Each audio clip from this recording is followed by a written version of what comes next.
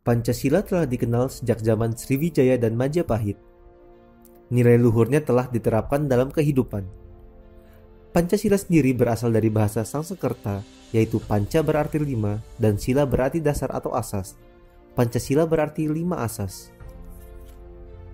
Istilah Pancasila terdapat dalam buku Negara Kertagama karangan Empu Prapanca dan buku Sutasoma karangan Empu Tantular, yang artinya adalah berbatu sandi yang 5 atau pelaksanaan kesusilaan yang 5. Sejarah perumusan Pancasila sebagai dasar negara merupakan bagian dari sejarah perjuangan bangsa Indonesia. Dalam periode penjajahan Barat, bangsa Indonesia terlibat dalam perjuangan fisik untuk mengusir penjajah. Perlawanan terhadap penjajahan Barat tersebut terjadi hampir di seluruh wilayah Indonesia, tetapi belum terkoordinasikan dengan baik dan bersifat kedaerahan. 20 Mei 1908, Dr. Sutomo mendirikan Budi Utomo yang merupakan organisasi pelopor gerakan nasional. Oleh karenanya, setiap tanggal 20 Mei ditetapkan sebagai Hari Kebangkitan Nasional.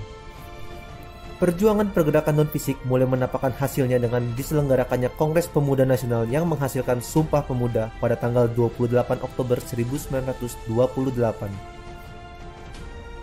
Pada tanggal 9 Maret 1942, pemerintah Hindia Belanda menyerah tanpa syarat kepada Jepang dan mulailah pendudukan Jepang di Indonesia.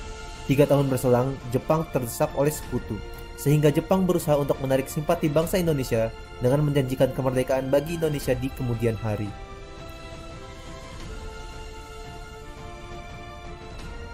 Tanggal 29 April 1945, Jepang membentuk BPUPKI atau Dokuritsu Junbi Chosakai yang diketuai Dr. KRT Rajiman Weddio di Ningrat dan beranggotakan 76 orang, termasuk 7 orang Jepang sebagai anggota istimewa. BPUPKI melakukan sidang pertama selama 3 hari dari tanggal 29 Mei 1945 hingga 1 Juni 1945. Pada sidang itu, Mr. Muhammad Yamin, Profesor R. Supomo, dan Insinyur Soekarno secara berurutan mengemukakan pandangannya tentang 5 asas dasar negara Indonesia. Tanggal 1 Juni 1945, Insinyur Soekarno mengusulkan dasar tersebut diberi nama Pancasila. Usulan tersebut diterima dalam sidang BPUPKI pada tanggal 1 Juni 1945. Tahukah kamu? Berdasar Kepres nomor 24 tahun 2016 tentang Hari Lahir Pancasila, menyatakan bahwa tanggal 1 Juni 1945 ditetapkan sebagai Hari Lahir Pancasila.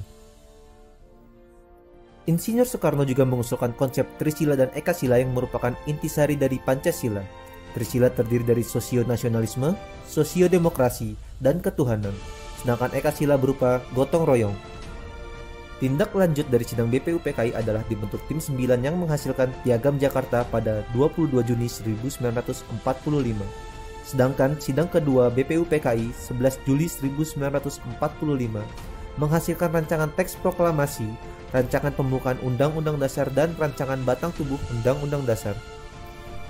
Rancangan Dasar Negara terdapat dalam alinea 4 Piagam Jakarta 22 Juni 1945, namun terdapat perbedaan dengan naskah Pancasila. Sila pertama pada Piagam Jakarta berbunyi, ketuhanan dengan kewajiban menjalankan syariat Islam bagi pemeluk-pemeluknya. Tanggal 7 Agustus 1945, BPUPKI dibubarkan dan dibentuk Panitia Persiapan Kemerdekaan Indonesia atau PPKI yang beranggotakan 27 orang dan diketuai oleh Insinyur Soekarno. PPKI atau Dokuritsu Junbi Inkai bertugas menyelenggarakan kemerdekaan Indonesia. PPKI menyelenggarakan sidang pertama pada 18 Agustus 1945, sehari setelah proklamasi kemerdekaan. Dengan mengedepankan persatuan dan kesatuan, sebelum sidang dimulai, Dr. Andes Muhammad Hatta mengusulkan perubahan sila pertama dengan menghapus 7 kata menjadi ketuhanan yang Maha Esa. Naskah Pancasila menjadi sebagaimana yang sekarang. Dalam sidang PPKI pada tanggal 18 Agustus 1945 ditetapkan 1. Mengesahkan Undang-Undang Dasar 1945 yang di dalamnya terdapat dasar negara Pancasila. Kedua, memilih Presiden dan Wakil Presiden pertama NKRI, yaitu Insinyur Soekarno dan Dr. Andes Muhammad Hatta. Ibarat suatu bangunan, Negara Kesatuan Republik Indonesia didirikan di atas suatu pondasi atau dasar yang terdiri dari 5 asas yang dinamakan Pancasila. Sebagai paham filosofis, Pancasila memiliki 2 pengertian, yaitu Pancasila sebagai pandangan hidup dan Pancasila sebagai dasar negara. Pancasila sebagai pandangan hidup atau way of life atau Weltanschauung dalam bahasa Belanda harus dapat dipertanggungjawabkan secara logis dan dapat diterima oleh akal sehat. Dalam pelaksanaannya sehari-hari, tidak boleh bertentangan dengan norma agama, norma kesusilaan, norma sopan santun, serta norma hukum yang berlaku. Pancasila sebagai dasar negara, dalam pengertian ini sering disebut pula sebagai dasar falsafah negara atau filosofische grondslag atau ideologi negara atau Staatsidee. Dalam hal ini, Pancasila digunakan sebagai dasar untuk mengatur penyelenggaraan negara atau mengatur pemerintahan negara. Kedudukan hukum Pancasila selain sebagai dasar negara juga sebagai sumber dari segala sumber hukum negara, sebagaimana tercantum dalam Undang-Undang Nomor 12 Tahun 2011. Berdasarkan pengertian dan perannya, Pancasila berfungsi sebagai dasar yang statis atau fundamental, sebagaimana fungsi pokok Pancasila yang tercantum dalam pembukaan Undang-Undang Dasar 1945.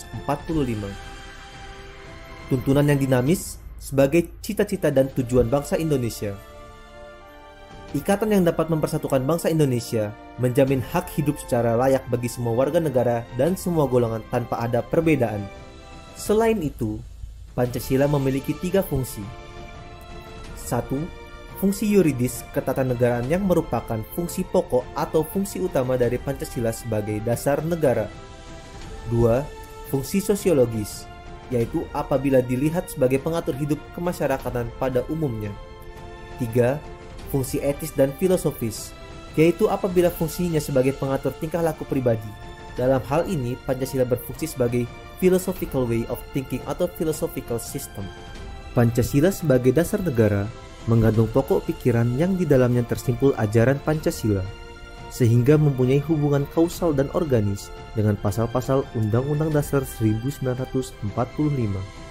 4 pokok pikiran yang merupakan suasana kebatinan dari Undang-Undang Dasar 1945 tersebut terdiri dari: pertama, negara melindungi segenap bangsa Indonesia dengan berdasarkan persatuan dalam sila ketiga. Yang kedua, negara Indonesia mewujudkan keadilan sosial bagi seluruh rakyat Indonesia dalam sila kelima. Ketiga, negara berkedaulatan rakyat berdasarkan atas kerakyatan dan permusyawaratan atau perwakilan dalam sila keempat. Yang keempat, negara berdasarkan ketuhanan yang Maha Esa menurut dasar kemanusiaan yang adil dan beradab, yaitu sila ke-1 dan ke-2.